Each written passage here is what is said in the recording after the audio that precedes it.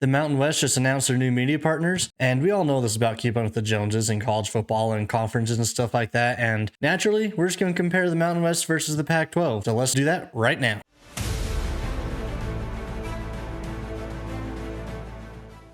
Welcome back, everyone. So now that we had the Pac-12 and Mountain West both announcing their TV partners, let's do a little bit of comparison. Let's see whose deal looks a little better. Some may look better in some spots, some may look better in other spots, but I'm going to try and be as impartial as I can while presenting this, and then I'll give my thoughts afterwards in my opinion. But while I'm presenting this, I'm going to be as impartial as I can, present the facts as it is, because out there's just a lot of homers, a lot of people just wanting to say why their side's better. So I want to give everyone a chance to make that conclusion for themselves on which one's better. So let's hop right into it. So I got this graphic here that we're going to fill out and compare them side by side here. Let's start with TV partners.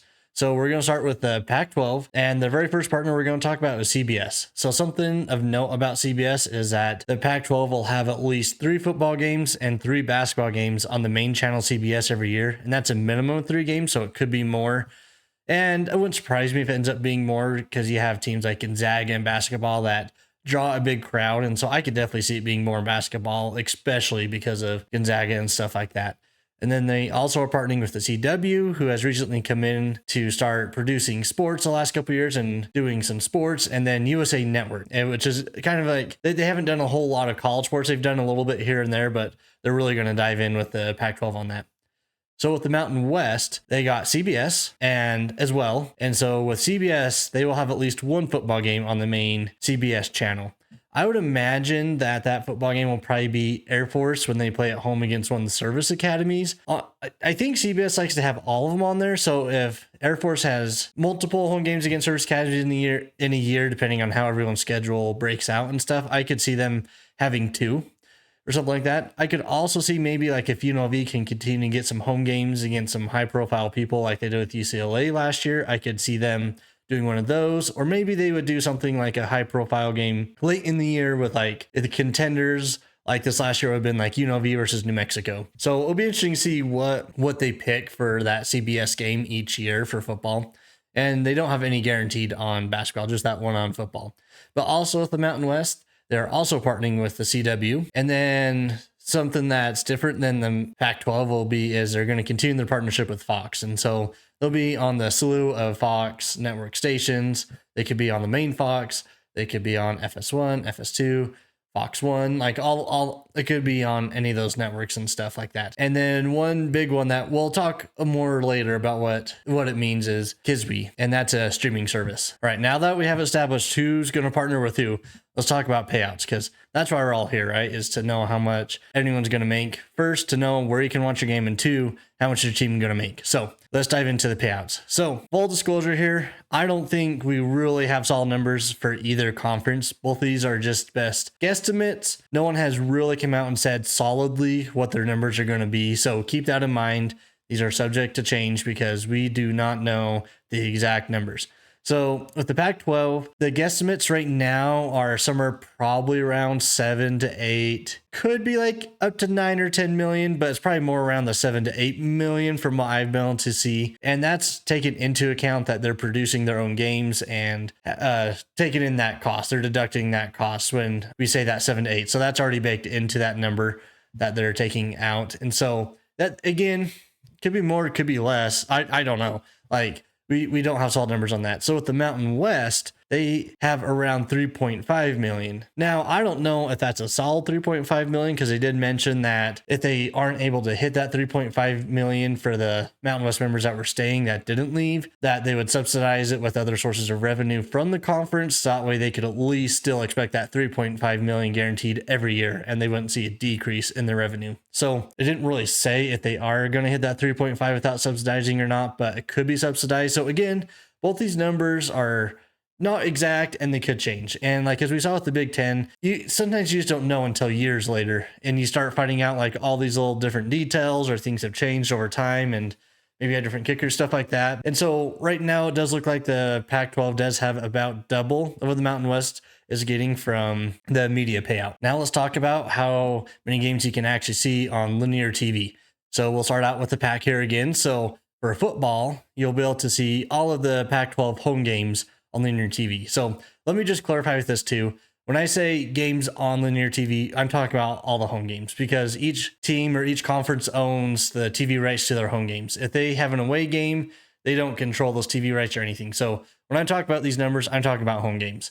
So I just want to put that out there first. So the Pac-12 is going to be able to have all their games on linear TV. So, well, that would be really nice, because if you have something like YouTube TV or something like that, you can just go there and you know that you'll be able to watch every football game this year. You can just buy that one streaming service and it's all there. And it's really good for exposure to be able to have that. And with the Mountain West, they're not very far behind. They have around like 74% of their games will be on linear TV. And again, some of these numbers may change a little bit depending on how many home games they play each year and stuff like that, and how many buy games they're playing, how many buy games they're buying, stuff like that. So Mountain West is about 74%, and we'll talk about where the rest of those will be that aren't on linear TV here in a minute with the basketball. With the basketball, the Pac-12 will have around 73% of their games on linear TV, which is pretty darn good, honestly, because there's a lot of basketball content out there. There's a lot of games. You consider that each team plays 30 plus games, and how many home games there are. Because at this level, like with the Pac-12 Mountain West, they do have a lot of buy games where they pay teams to come play them at home. And so that increases how many home games they have.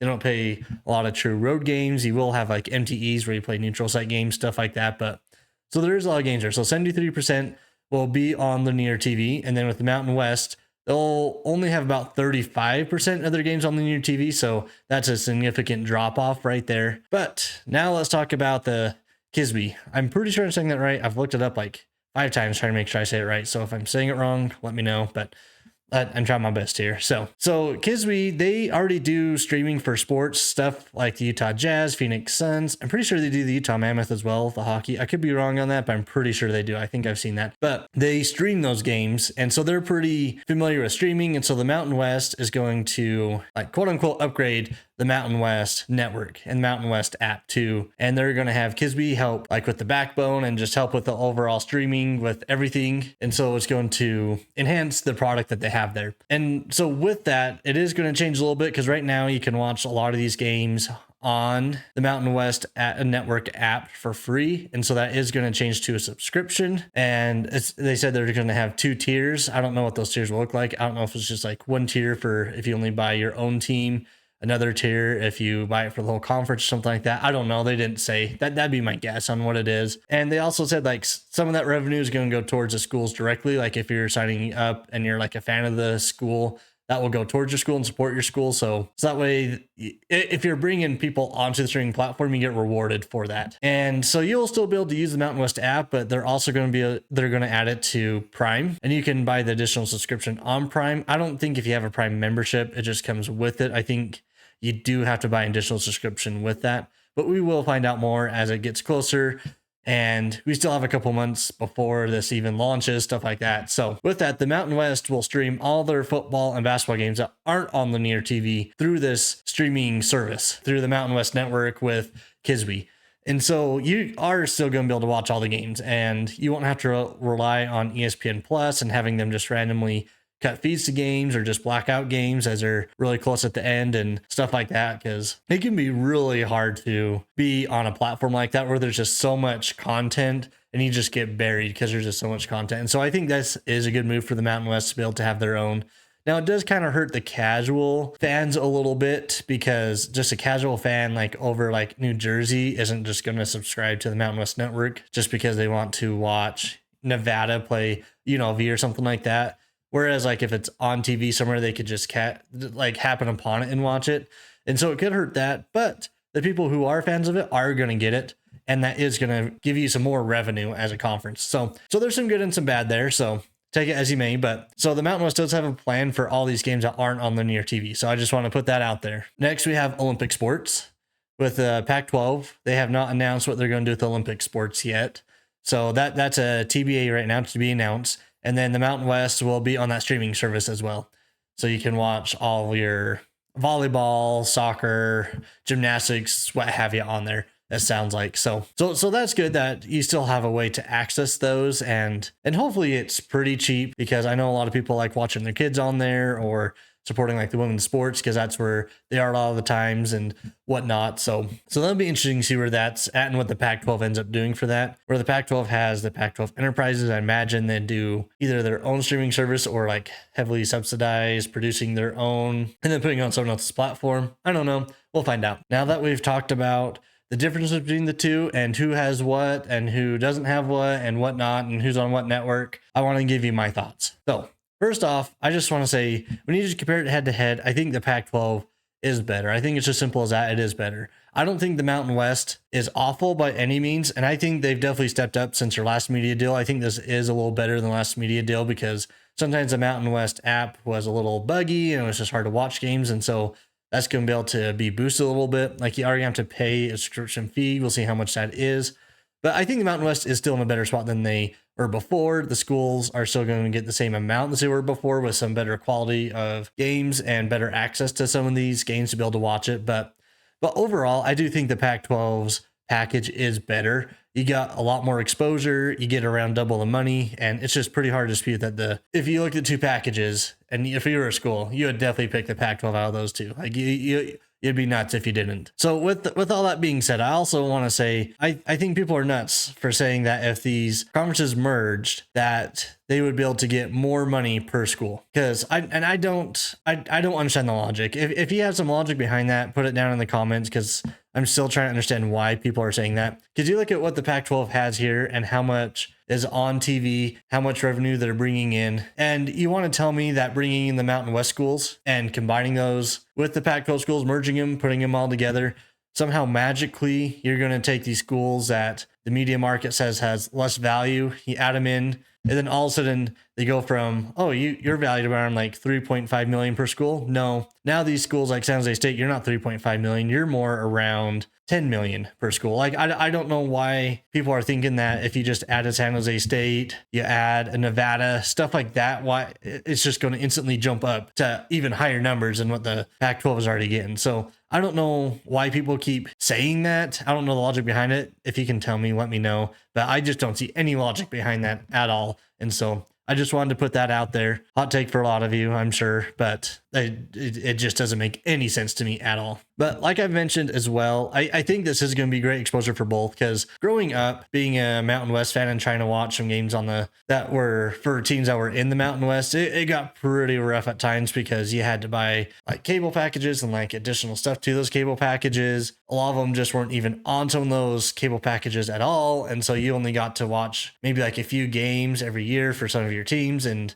it was just really difficult to watch games. And so we've come a long way for all these schools involved to be able to watch all the games that you want. Like you may have to pay some additional money for subscription stuff like that, but it's still pretty accessible. You're not having to buy like DirecTV Plus or 3 add-on packages just to get some of their games and stuff like that, like you used to. And so overall, I think this is a huge step for all of them, and I love it because it was so hard to watch a lot of these teams growing up, and I think it will help recruiting a lot too, because if the recruits never see these teams, they're not going to think about these teams, they don't realize how good some of these teams are, how good some of these environments are.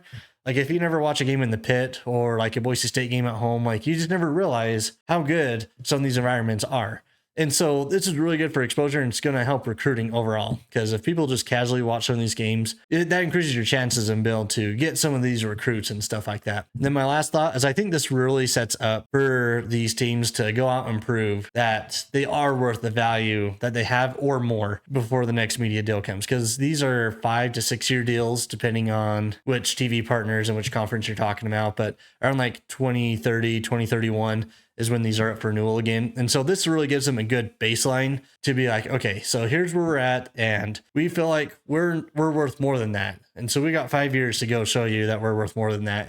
And hopefully whenever the whole thing reshuffles again in 2030, because a lot of the TV partners agreements expire in 2030 and you're going to be up for renewal, new TV partners, stuff like that. Hopefully they'll be able to jockey themselves up into a better place where you have better exposure. Maybe they can get better TV numbers and they can all get into a better place from there. And so I really think that both these conferences can prove that they're worth more than that, because I think they can be, because there's a lot of people out here out west that would love to watch Western conferences and local rivalries and stuff like that. And so I think if they can really lean into what they're both their strategies right here with their media partners, I really think that they can significantly increase their payouts by the time this next go around comes in 2030. Now that I just gave you my thoughts on it, I want to hear your thoughts. Comment down below what you think about these TV deals. Do you think these are good for both conferences? Do you think one's better than the other? Do you think you're going to be able to watch your school the way you want to, or as often as you want to? Does this give you enough access to be able to watch your school? Because I feel like ultimately that's the most important thing as a fan. Like, we can talk about all the money and this and that, but the ultimate thing is, can I watch my team? Can I enjoy my team? Can I enjoy other teams in the region and stuff like that? And so let me know what you think about this for your team and your thoughts on it. And if you want to see more college football and college basketball content out west, don't forget to subscribe.